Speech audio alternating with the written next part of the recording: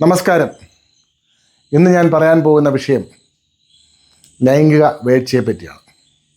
എല്ലാവർക്കും അറിയാം, ജന്തുവർഗങ്ങൾക്ക് സ്വാഭാവികമായിട്ടുള്ള ഏറ്റവും വലിയ ലഹരിയാണ് ലൈംഗികത.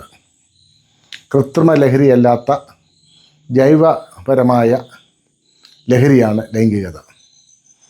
ആ ലൈംഗികത എങ്ങനെ നന്നായി ഉപയുക്തമാക്കണം, എങ്ങനെ നന്നായി കൈകാര്യം ചെയ്താൽ അത് കൂടുതൽ ആസ്വാദ്യകരമാകും.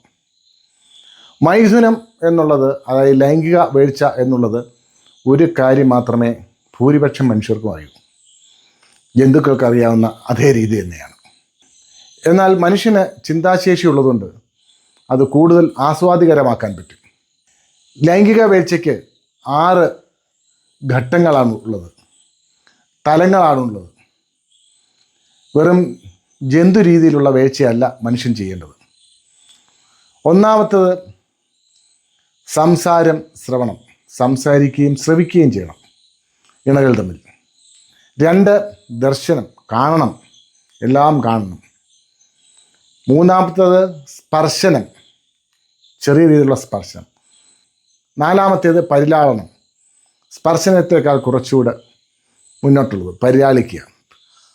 5-ാമത്തേത് മൈഥുനം, യഥാർത്ഥ മൈഥുനം. അത് ഏതൊക്കെ രീതിയിൽ നിന്നുള്ളത് അവരവരുടെ സന്തോഷപ്രകാരവും അവരവരുടെ ഇംഗിതപ്രകാരവും അവരവരുടെ ആഗ്രഹപ്രകാരവും ചെയ്യാവുന്നതാണ്. ഈ മൈഥുനം കഴിഞ്ഞാൽ എല്ലാം തീർന്നു എന്നാണ് എല്ലാവരും വിചാരിക്കുന്നത്. എന്നല്ല, പിന്നെയും കൊണ്ട് പരിലാളനം. മൈഥുനം കഴിഞ്ഞ് ചാടി എഴുന്നേറ്റ് പോകരുത്, പിന്നെയും പരിലാളിക്കണം, ഇണയെ പരിലാളിക്കണം. പരിലാളിച്ച് കഴിഞ്ഞ് അവിടുന്ന് എഴുന്നേറ്റ് പോകാവൂ. അല്ലാതെ കോഴിയുടെ വേഴ്ചയാകരുത് മനുഷ്യൻ്റെ വേഴ്ച. കോഴിയുടെ വേഴ്ച അത് പൂവൻകോഴിക്ക് മാത്രം അറിയാവുന്ന ഒരു സംഗതിയാണ്. പെടക്കോഴിക്ക് എന്തെങ്കിലും ഗുണം കിട്ടുന്നുണ്ടോ ഇല്ലയോ എന്ന് നമുക്കറിയില്ല. മനുഷ്യനൊഴികെയുള്ള ഒരു ജന്തുക്കളിലും പെൺവർഗത്തിന് ലൈംഗിക ആസ്വാദനം ഉണ്ടാകുന്നുണ്ടോ ഇല്ലയോ എന്നുള്ളത് വളരെ സംശയകരമാണ്. ബുദ്ധിശേഷിയുള്ള, വിവേകമുള്ള, ചിന്താശേഷിയുള്ള മനുഷ്യൻ ഇണയെ കൂടെ സന്തോഷിപ്പിക്കും. അതിന് ഈ 6 ഘട്ടങ്ങളിലൂടെ വേണം ചെയ്യാൻ. വെറുതെ എന്തെങ്കിലും കാട്ടിക്കൂട്ടി പോകുന്നവന്മാർക്ക് ഉള്ള ഒരു ഉപദേശമാണ്, കാട്ടിക്കൂട്ടി പോകുന്ന അവളുമാർക്കുമുള്ള ഉപദേശമാണ്.